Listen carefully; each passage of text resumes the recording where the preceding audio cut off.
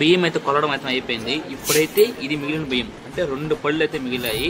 ఒక జగ్గిన ఒక పడి అంటారు. అలాంటి మనకు 2 పళ్ళు అయితే బియ్యం అయితే ఎక్స్ట్రా వచ్చింది.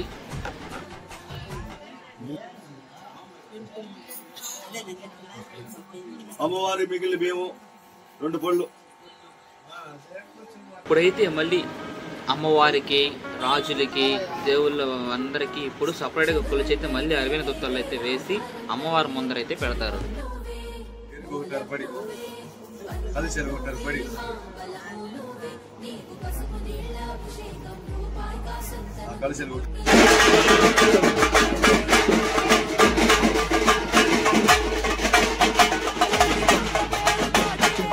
అంతా అయ్యాక ఇప్పుడు అమ్మవారి పెట్టి పూలగిరికి 60 కొండలు తీసుకొని అమ్మవారి దగ్గర అంటే రాగి చెట్టు దగ్గరికి అయితే తీసుకెళ్ళి అక్కడ పూజ చేసి మళ్ళీ అయితే గుడి దగ్గరికి అయితే వస్తారు.